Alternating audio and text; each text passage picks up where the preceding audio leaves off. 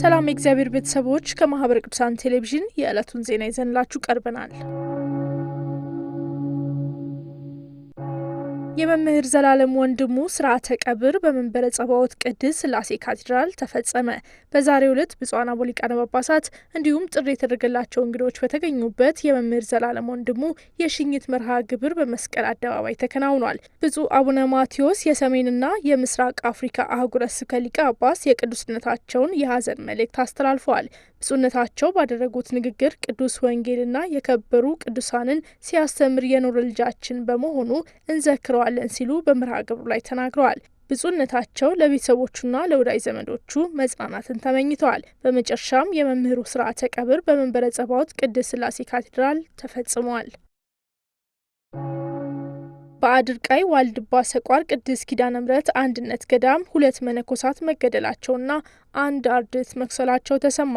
ለማህበረ ቅዱሳን የቴሌቪዥን ጣቢያ በደረሰው መረጃ በሰሜን ጎንደር ሀገረ ስብከት በደባርቅ ወረዳ ቤተ ክህነት በምትገኘው በአድርቃይ ዋልድባ ሰቋር ቅድስት ኪዳነ ምሕረት አንድነት ገዳም መጋቢት 1 ቀን 2018 ዓ.ም ከቀኑ 6 ሰዓት ታጣቂ ግለሰቦች በከፈቱት የተኩስ ርምታ መነኮሳቱ መገደላቸው ታውቋል። በዚህም 2 መነኮሳት ወዲያውኑ ሲሞቱ 1 የገዳሙ አርድእት ደግሞ መቁሰላቸው ተሰምቷል። ሌሎች መነኮሳት በገዳሙ ወዳለው ጫካ መሸሻቸው ተነግሯል። በመረጃውም ጥር 18 ቀን 2018 ዓ.ም ታጣቂ ግለሰቦቹ የገዳሙ የቅዳሴ ተማሪ አፍነው በመውሰድ ከቤተሰቦቹ 200,000 ብር ለማስለቀቂያ ጠይቀው ከወሰዱ በኋላ ደቀ መዝሙሩን ወዲያውኑ መግደላቸው ታውቋል። በአሁኑ ሰዓት ምንም አይነት የመንግስት የጸጥታ አካላት በገዳሙ አካባቢ ባለመኖራቸው በመነኮሳቱ ዘንድ ከፍተኛ ስጋት መፍጠሩን የመረጃ ምንጫችን ገልጿል። የተገደሉት መነኮሳት ስርዓተ ቀብራቸውን በዛን ዕለት መጋቢት 1 ቀን ከቀኑ 9 ሰዓት የተፈጸመ ሲሆን የቆሰሉት ደግሞ በሕክምና ላይ እንደሚገኙ ተገልጿል።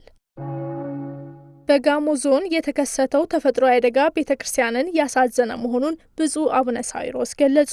ብፁዕ አቡነ ሳዊሮስ የጠቅላይ ቤተ ክህነት ዋና ስራ አስኪያጅ፣ የደቡብ ምዕራብ ሸዋና የሸገር ሲቲ አህጉረ ስብከት ሊቀ ጳጳስ ከየካቲት 30 ጀምሮ እስከ መጋቢት 1 ቀን 2018 ዓ.ም በጋሞ ዞን በተለያዩ የወረዳ ቀበሌዎች የጣለውን ከባድ ዝናብ ተከትሎ በተከሰተው የጎርፍና የመሬት መንሸራተት ሕይወታቸውን ባጡ ወገኖች ጥልቅ ሐዘን ተሰምቶናል ብለዋል። በአደጋው ምክንያት ለደረሰው ውድመት ቅድስት ቤተክርስቲያን በከፍተኛ ሁኔታ አሳዝኗታል ያሉት ብፁዕነታቸው ሕይወታቸውን ላጡ ወገኖች ለቤተሰቦቻቸውና ለወዳጅ ዘመዶቻቸው መጽናናትን ተመኝተዋል። በተያያዘ ዜና ብፁዕ አቡነ ዲዮስቆሮስ የቅዱስ ሲኖዶስ ዋና ጸሐፊና የራያ ሀገረ ስብከት ሊቀ ጳጳስ በደረሰው የሕይወት መጥፋትና የንብረት ጉዳት የተሰማቸውን ጥልቅ ሐዘን በቅዱስ ሲኖዶስ ጽሕፈት ቤት ስም ገልጸዋል። ቅድስት ቤተክርስቲያን በዚህ ፈታኝ ወቅት ጉዳት ከደረሰባቸው ወገኖች ጎን ናት ሲሉ ብፁዕ አቡነ ኤልያስ ተናገሩ።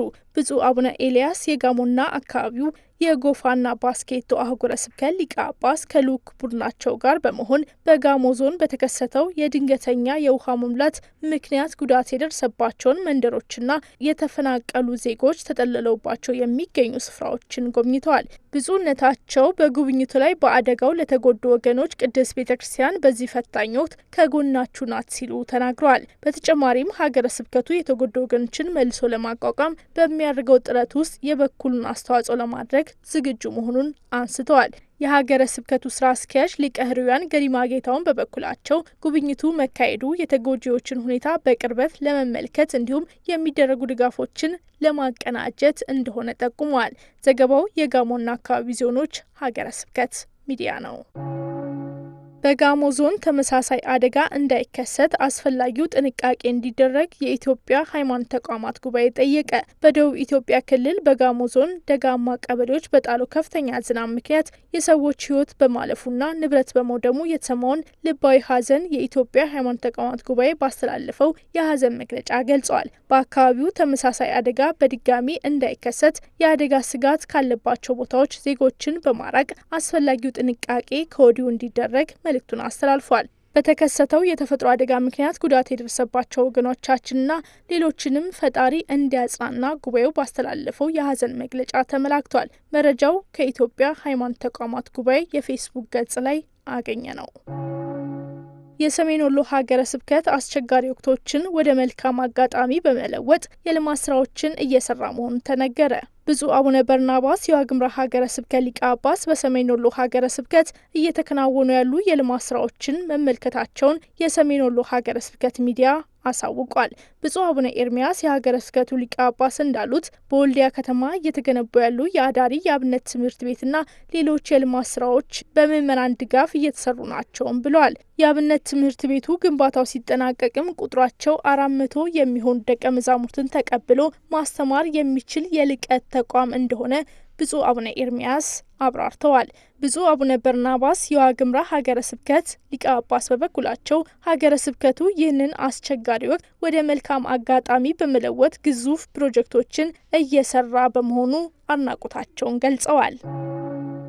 ማህበረ ቅዱሳን ለገጠሪቱ ቤተክርስቲያን በመድረስ በርካታ ስራዎችን እየሰራ ይገኛል ተባለ። በማህበረ ቅዱሳን የሻሸመኔ ማዕከል አስተባባሪነት በስሩ ባለው የነገሌ አርሲ ወረዳ ማዕከል ለሶስተኛ ጊዜ ለ6 ወራት የበገና ትምህርት ሲማሩ የቆዩ 55 ተማሪዎችን በነገሌ አርሲ ደብረ ልደታ ቅዱስ ጊዮርጊስ ቤተክርስቲያን ማስመረቁን አሳውቋል። ማህበረ ቅዱሳን የጀርባ አጥንት በመሆን ለገጠሪቱ ቤተክርስቲያን እየሰራ ላለው በርካታ ስራዎች የደብሩ አንጋፋ አባት የሆኑት ቆሞስ አባ ገብረ ሚካኤል ምስጋናቸውን አቅርበዋል። ከማህበረ ቅዱሳን በርካታ አገልግሎት ውስጥ አንዱ የሆነው የበገና ዝማሬ እንዲቀጥል ተማሪዎች ራሳቸውን አዘጋጁ ያሉት ደግሞ የማዕከሉ ሰብሳቢ ዲያቆን ፍርዱ አያኑ ናቸው።